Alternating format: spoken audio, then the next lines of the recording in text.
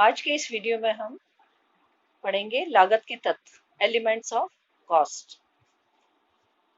किसी भी वस्तु का निर्माण करने में सामग्री व श्रम पर जो व्यय किए जाते हैं, उसके अतिरिक्त अन्य अनेक प्रकार के व्यय भी किए जाते हैं, जिनके परिणाम स्वरूप ही वो निर्मित हो पाती है। तो किसी भी वस्तु का निर्माण करने के लिए सबसे पहले तो उपयुक्त सामग्री का प्रयोग करना आवश्यक है, परंतु सामग्री से निर्मित की जाने वाली वस्तु को रूप प्रदान करने के लिए श्रम की आवश्यकता भी होती है। तो श्रम के उपलब्ध हो जाने पर भी उस वस्तु का निर्माण नहीं हो पाता है। इसके लिए यंत्र, भवन, शक्ति आदि की आवश्यकता होती है तथा इस वस्तु को विक्रय योग्य बनाने के लिए अन्य कई तरह के व्यय भी करने पड़ते हैं। जैसे एग्जाम्पल के तौर पर हम लें तो एक सूती वस्त्र मिल द्वारा सूती कपड़ों का उत्पादन किए जाने पर सबसे पहले तो मूल सामग्री के रूप में रुई क्रय की जाएगी तथा साथ ही इसके अतिरिक्त उत्पादन प्रक्रिया में अन्य सामग्रियां भी आवश्यक होती हैं, जैसे कास्टिक सोडा, ऐश आदि। इसके बाद इन सामग्रियों की सहायता से सूती वस्त्रों के उत्पादन कार्यों में संलग्न व्यक्तियों को मजदूरी दी जाती है, परंतु इन दोनों पर किए गए व्ययों के अतिरिक्त उस मिल के भवन का किराया, शक्ति, ईंधन, बिजली, कार्य निरीक्षण, स्टेशनरी, लिपिकों का वेतन, विज्ञापन आदि पर भी अनेक व्यय करने पड़ते हैं, जिसके पश्चात ही वस्त्रों का उत्पादन कार्य पूर्ण हो पाता है तथा वे बिक्री योग्य स्थिति में आ पाते हैं। तो ये स्पष्ट है कि वस्तु की लागत के 3 तत्व होते हैं: सामग्री पर व्यय पहला, दूसरा श्रम पर व्यय और तीसरा अन्य व्यय। अब हम देखेंगे कि लागत का आशय और तत्व का आशय। तो पहले हम देखें लागत का आशय किसी वस्तु या प्रदान की गई सेवा के संबंध में किए गए वास्तविक या किए जाने वाले अनुमानित व्ययों की राशि से लिया जाता है। और तत्व यानी कि एलिमेंट्स का अभिप्राय किसी वस्तु के अंग अथवा आवश्यक भाग से है। अतः किसी वस्तु की लागत के तत्वों का आशय उन सभी व्ययों से है जिनसे उस वस्तु की कुल लागत जो है वो बनती है। अब हम देखेंगे कि लागत के तत्व यानी कि एलिमेंट्स ऑफ कॉस्ट कौन कौन से होते हैं। इसमें सबसे पहला है सामग्री लागत यानी कि मटेरियल कॉस्ट। सामग्री की लागत में उन वस्तुओं की लागत सम्मिलित की जाती है जो किसी संस्था को सप्लाई की जाती है। दूसरा एलिमेंट है श्रम लागत, लेबर कॉस्ट। किसी भी व्यवसाय के कर्मचारियों को पारिश्रमिक जो कि मजदूरी, वेतन, कमीशन, बोनस आदि के रूप में हो सकता है, उनको देने में जो व्यय होता है उसे श्रम लागत कहते हैं। और तीसरा एलिमेंट है व्यय यानी कि एक्सपेंसेस। सामग्री की लागत तथा श्रम की लागत, इन दोनों के अतिरिक्त अन्य सभी खर्चे व्यय के वर्ग में आते हैं। तो इस आधार पे प्रत्येक तत्व की लागत को 2 उपवर्गों में बांटा जा सकता है। पहला है प्रत्यक्ष लागत डायरेक्ट कॉस्ट और दूसरा है इनडायरेक्ट कॉस्ट। तो अब पहले देखेंगे हम प्रत्यक्ष लागत यानी कि डायरेक्ट कॉस्ट क्या होती है। डायरेक्ट कॉस्ट का आशय उन लागतों तथा व्ययों से है जो किसी निश्चित कार्य, उत्पादन या सेवा की इकाई अथवा लागत केंद्र के संबंध में सरलता से निर्धारित किए जा सकते हैं। जैसे किसी वस्तु के उत्पादन एवं निर्माण के लिए प्रयुक्त सामग्री, निर्माण करने वाले श्रम को दी गई मजदूरी तथा उस कार्य विशेष के लिए किए गए विशिष्ट व्यय। अप्रत्यक्ष लागत क्या होती है, इनडायरेक्ट कॉस्ट। तो इसका अभिप्राय उन लागतों एवं उन व्ययों से है जो सामान्य प्रकृति के होते हैं तथा जिन्हें किसी निश्चित लागत केंद्र या लागत इकाई से प्रत्यक्ष रूप से संबंधित नहीं किया जा सकता है, क्योंकि ये ऐसे व्यय हैं जो संपूर्ण संस्था के लिए किए जाते हैं।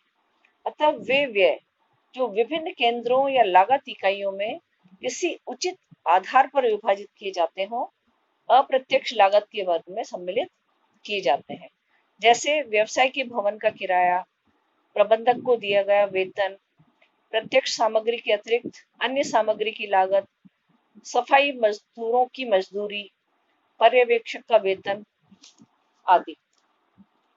अब हम देखेंगे कि प्रत्यक्ष तथा अप्रत्यक्ष सामग्री की लागत क्या होती है। मटेरियल कॉस्ट, ठीक है, प्रत्यक्ष सामग्री लागत, डायरेक्ट मटेरियल कॉस्ट। इसका तात्पर्य ऐसी सामग्री की लागत से है जिसे लागत केंद्रों या लागत इकाइयों पर प्रत्यक्ष रूप से संबंधित की जा सकती है।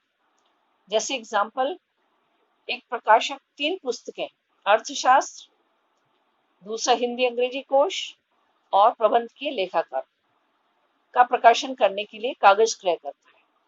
इन पुस्तकों के प्रकाशन पर उसे ये ज्ञात होता है कि प्रत्येक पुस्तक पर कागज का उपयोग इस तरह से हुआ है। अर्थशास्त्र की पुस्तक के प्रकाशन में 48 रिम, 48 रिम, अंग्रेजी हिंदी कोश के प्रकाशन में 100 रिम और प्रबंधकीय लेखाकरण के प्रकाशन में 100 रिम। तो इस तरह से प्रत्येक पुस्तक में प्रयुक्त कागज की मात्रा अलग अलग निर्धारित होने से प्रत्येक पुस्तक के लिए कितना कागज लगा इसका हिसाब रखा गया। अतः प्रत्येक पुस्तक के उपयोग में आए कागज की लागत प्रत्यक्ष सामग्री लागत मानी जाएगी।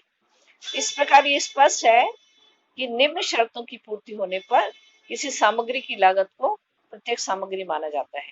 यदि किसी सामग्री के उपयोग पर इन शर्तों की पूर्ति नहीं होती तो ऐसी सामग्री की लागत अप्रत्यक्ष सामग्री की लागत मानी जाती है। अब शर्तें कौन कौन सी है?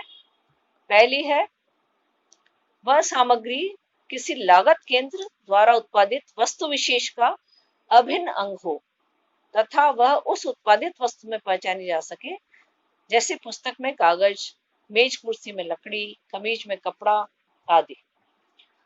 दूसरी शर्त यह है कि उस लागत केंद्र या लागत इकाई में प्रयुक्त सामग्री का मूल्य इतना पर्याप्त हो कि उसका मापन, मेजरमेंट व निर्धारण सरलता से किया जा सके। और तीसरी शर्त यह है कि उस लागत केंद्र या लागत इकाई के उपयोग में आई सामग्री का हिसाब पृथक रूप से रखना संभव हो। तो ये 3 शर्तें अगर होंगी तो वो प्रत्यक्ष सामग्री कहलाएगी। प्रत्यक्ष सामग्री के अंतर्गत निम्नलिखित वस्तुएं सम्मिलित की जाती है। पहला है, क्रय की गई कोई विशेष सामग्री।